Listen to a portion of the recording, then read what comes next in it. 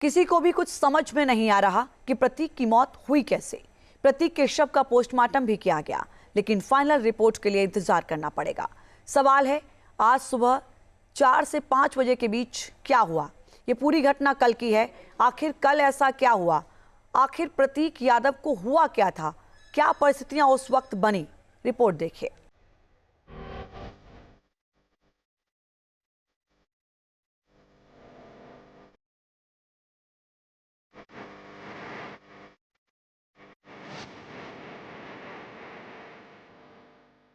लखनऊ में बुधवार की सुबह अचानक एक बड़ी खबर बन गई।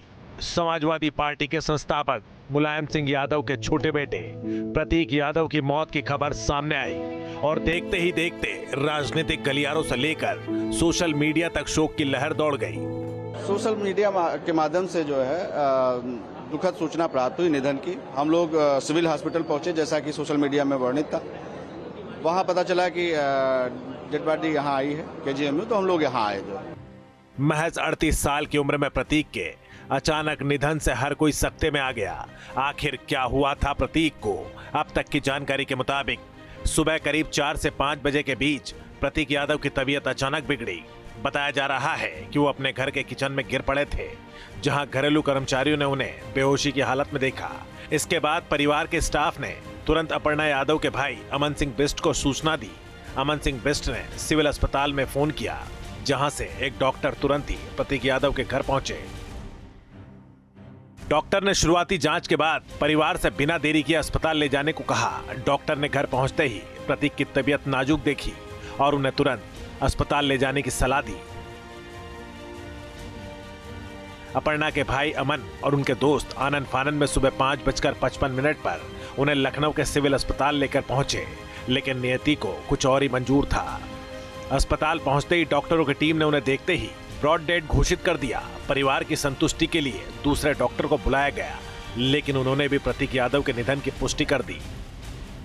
अमृत अवस्था में 5:55 पे सवेरे ले आए गए। पुलिस को सूचना दी गई, पुलिस आई, पुलिस ने बॉडी को लेके उसका पंचनामा करवा के पोस्टमार्टम के लिए भेज दिया केजीएमयू मोर्चरी। प्रतीक यादव के शव को सिविल हॉस्पिटल से लखनऊ के केजीएमयू मोर्चरी में पोस्टमार्टम के लिए भेजा गया। डॉक्टर्स के पैनल की मौजूदगी में पोस्टमार्टम हुआ, जिसकी वीडियोग्राफी भी की गई। प्रतीक यादव के निधन की खबर जैसे ही अखिलेश यादव को लगी, वो छोटे भाई के शव को देखने पोस्टमार्टम हाउस पहुंचे।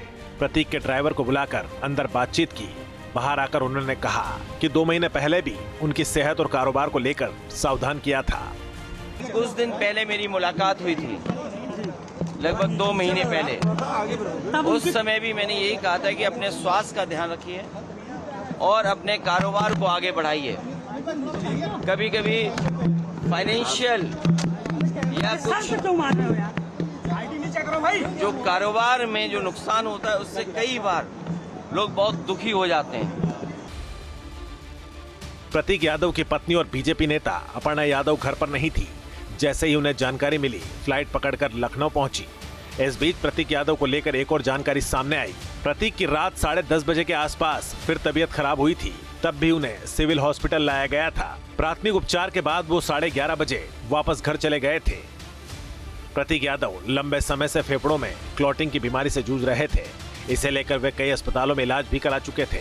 सूत्रों के मुताबिक प्रतीक कभी बहुत लंबे समय के लिए एडमिट नहीं हुए। तबीयत बिगड़ती थी तो उन्हें एडमिट कराते थे। आराम होने पर 1-2 दिन में डिस्चार्ज होकर घर चले जाते थे।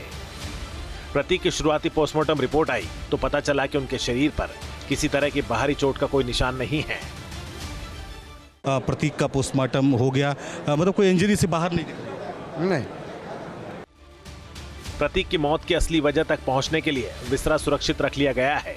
साथ ही हार्ट को भी रख लिया गया है ताकि जरूरत पड़ने पर दोबारा जांच की जा सके। लेकिन अब तक की शुरुआती रिपोर्ट में प्रतीक की मौत की वजह भी बताई गई है। प्रतीक की मौत की वजह कार्डियक अरेस्ट है। शरीर में खून का थक्का जमने की वजह से कार्डियक अरेस्ट। प्रतीक के आर्टरी और लंग्स में भी इन्फेक्शन था। बताया जा रहा है कि प्रतीक पल्मोनरी एम्बोलिज्म के मरीज थे, जो उनकी मौत की वजह बनी। ये हार्ट अटैक की तरह जानलेवा होता है। इस बीमारी में शरीर में खून का थक्का बन जाता है। खून अक्सर पैरों की नसों से निकलकर फेफड़ों की धमनियों में फंस जाता है। इससे फेफड़ों तक खून और ऑक्सीजन का प्रवाह अचानक रुकने लगता है। दिल के दाहिने हिस्से पर बहुत ज्यादा दबाव महसूस होता है, जिससे हार्ट फेल हो सकता है। हल्की तादाद में अगर ये होता है तो पेशेंट को हम बचा सकते हैं, लेकिन मैसिव पल्मोनरी एम्बोलिज्म हमें इतना समय नहीं देता है कि हम पेशेंट को अव्वल तो डायग्नोज कर सकें और दूसरे बचा सकें। प्रतीक यादव ने इसी साल जनवरी महीने में पत्नी अपर्णा यादव से तलाक लेने का ऐलान किया था। T news nation. अब से डीडी फ्री डिश की चैनल नंबर 57 पर देखिए न्यूज नेशन।